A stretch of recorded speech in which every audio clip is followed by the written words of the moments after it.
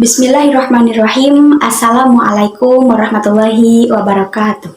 Pada kesempatan kali ini, saya akan menjelaskan tentang model, strategi, metode, pendekatan, serta teknik pembelajaran.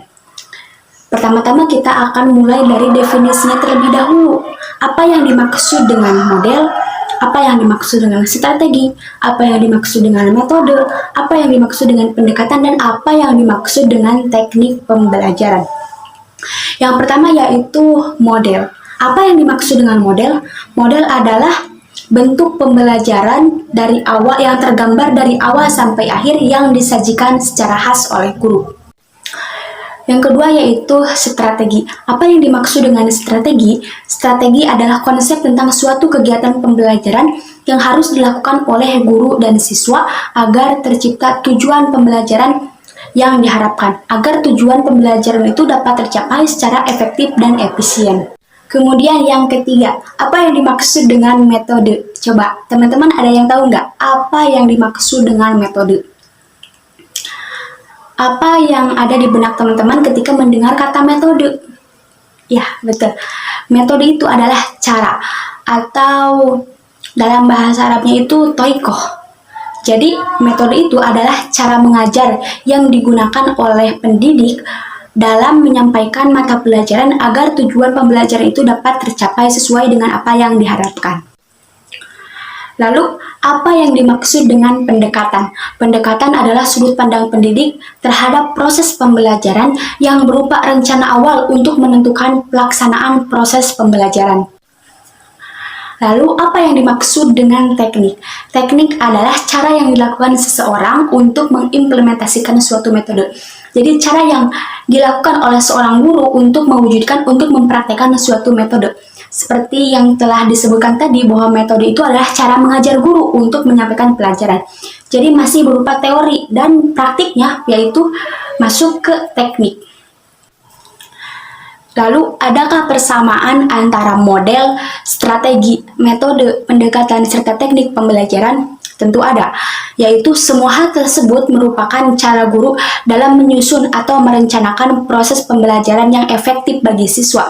Tujuannya untuk apa? Tujuannya adalah agar siswa dapat memahami materi pelajaran yang disampaikan, serta siswa pun dapat mencapai tujuan pembelajaran. Kemudian selanjutnya yaitu perbedaan antara model, strategi, pendekatan, teknik, serta metode pembelajaran.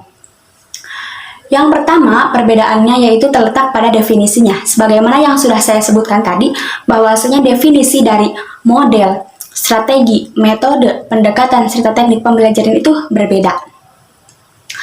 Kemudian, yang kedua, perbedaan antara model, strategi, dan teman-temannya, yaitu terletak pada tahap terjadinya.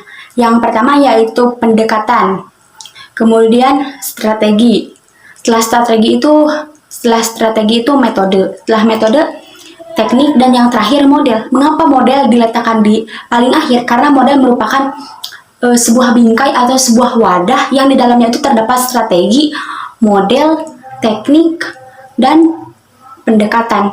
Jadi model itu kumpulan atau wadah dari strategi, metode, kemudian pendekatan, dan teknik.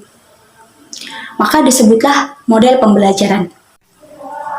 Selanjutnya yaitu hubungan antara model, strategi, metode, pendekatan, serta teknik pembelajaran. Model pembelajaran merupakan implementasi dari terkumpulnya strategi, terkumpulnya metode, terkumpulnya pendekatan, serta terkumpulnya teknik pembelajaran. Maka disebutlah model pembelajaran. Kemudian, contoh penerapan dari model, strategi, metode, pendekatan, dan teknik pembelajaran. Yang pertama, pendekatannya dulu. Bagaimana sudut pandang guru terhadap proses pembelajaran? Karena pendekatan itu ada dua. Yang pertama, pendekatan yang berorientasi pada siswa. Kemudian yang kedua, pendekatan yang berorientasi pada guru. Perbedaannya apa antara pendekatan yang berorientasi pada siswa dengan pendekatan yang berorientasi pada guru? Pendekatan yang berorientasi pada siswa, maka di dalamnya itu siswa dijadikan sebagai subjek belajar. Jadi siswa lebih banyak aktif dibandingkan guru.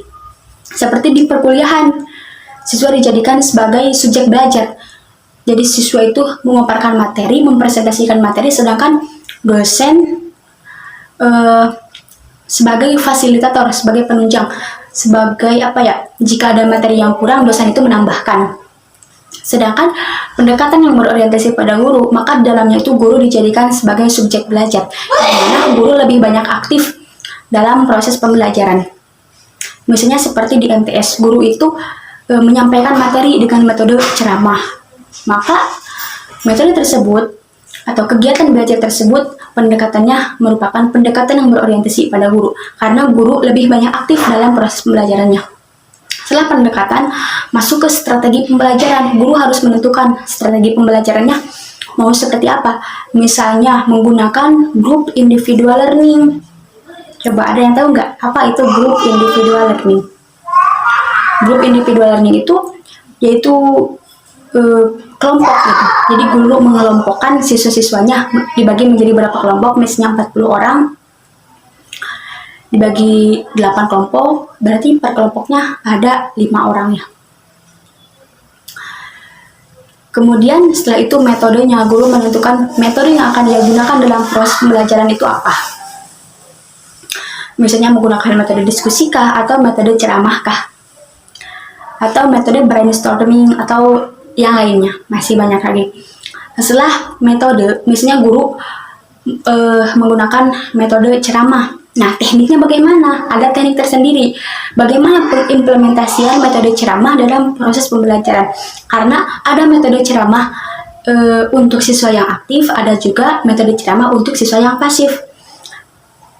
Misalnya audiensnya atau siswanya itu pasif gitu, diam-diam baik, maka guru itu bisa menyampaikan pelajaran dengan metode ceramah tanpa menggunakan mikrofon, dengan ada suara yang biasa-biasa saja. Sedangkan apabila peserta didiknya itu aktif, banyak yang menanggapi, banyak yang menyanggah dalam pernyataan gurunya, dalam penjelasan gurunya, maka guru itu bisa menggunakan mikrofon agar suaranya itu dapat terdengar dengan lebih jelas. Saya kira itu saja yang dapat saya sampaikan pada video kali ini. Semoga video ini bermanfaat. Ilaika fi waqtil atiyah. Wassalamualaikum warahmatullahi wabarakatuh.